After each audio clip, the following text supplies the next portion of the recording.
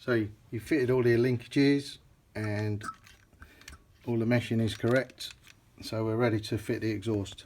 Make sure you use the correct rubber gasket. This one has the recess out of it, and this one is square on the engine.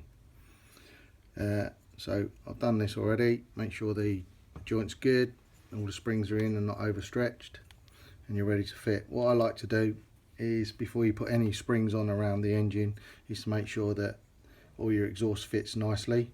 You can see we've got the optional exhaust manifold support. This helps a lot, stops the movement of the exhaust after big jumps, and this helps as well with the impacts and big jumps as well. So if you take the protector off, make sure this is oiled. This generally comes with your engine, it's pre-oiled when it's new, so that should slide on nicely.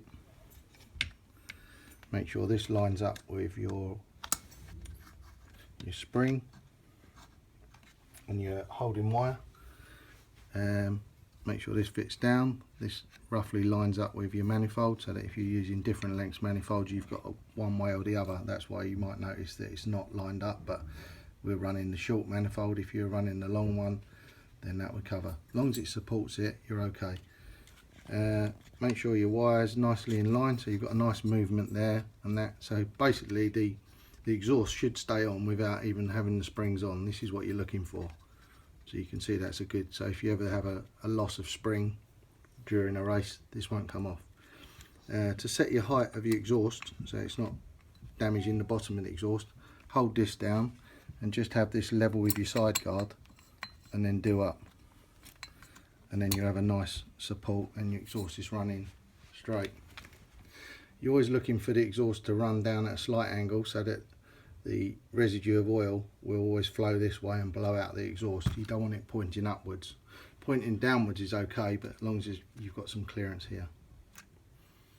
And then you're ready to fit the springs, and then your fuel tank and your air filter. So you've already lined your exhaust up to fit in the car. I'll just show you how we fit the springs. The top springs always go in the top holes in the manifold.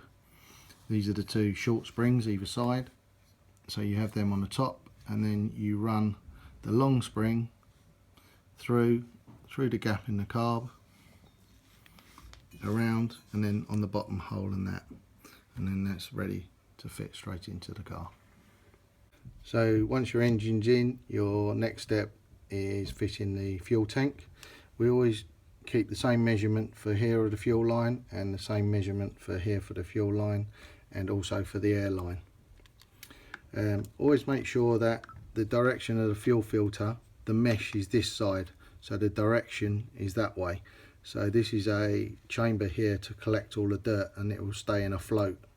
If you do it the other way, you will get just a small collection of dirt. So if you get some large particles of grass or anything like that, it will cause a blockage, and you've got this big gap here.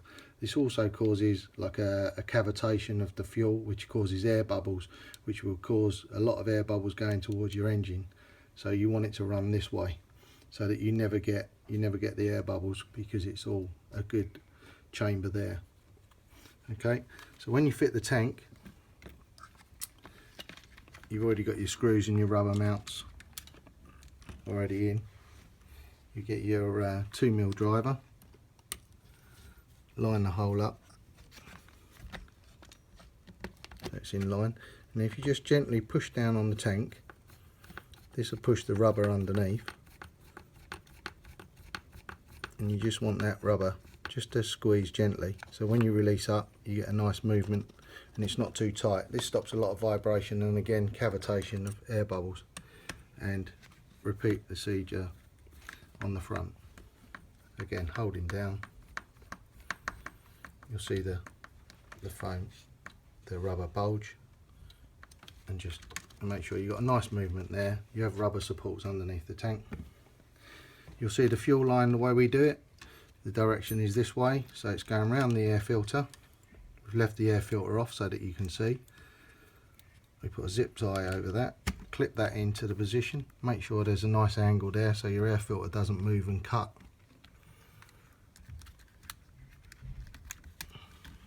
put that one over there to stop any movement that way. And then we have another one. If you do them a nice, so you can just squeeze on, you can put that tight, and this will stop this from coming off with any impact. And what we do is we cut a slot here so that it holds the fuel in, so you don't have to, because when we take the engine out, we like to keep all the fuel lines connected so you're not encouraging any dirt. So if you just tuck that fuel line in, that sits nicely in there. Take your protection nipple off, connect your fuel line, and you can see that's all sitting nicely, and the exhaust runs in here and it's not touching any of that. So when you put your exhaust on again, so we've left this off just to show you how the fuel line and airline goes. That connects up with your wire, sits in there nicely, and then this will sit with your airline on there, and then you just have your support here, and there you have all your fuel line done. You can see all the engines in now, but I'd like to show you how we take the engine out. To make it very simple, you can change the clutch, and you can check anything on the engine without disturbing any of your fuel lines. A big important is that disturbing the fuel lines, you've always got the risk of dirt going into the intake of the nipple, and just disturbing the whole fuel lines is not a good idea. So what we do, you only need to, with the engine, you only need to take out a 2.5 and a 2 mil. This is the ball end one. So if you undo the screws, all 4 of them, I've loosened them all up so it shows it easier, and then you get your 2 mil, undo your tank ones so the tank's loose, and then undo your clamp so the engine's ready to come out. If you notice on the air filter it has the retaining clip. Always make sure the clip goes that way, because so when you have an impact, the spring won't, the clip won't come off. It'll only come off this way. So when you take that off, so the tank's all loose. Undo your zip tie from there. Pop the linkage off there. From there, once your motor's out, that's the easiest way. Make sure your fuel line's out and just lift out.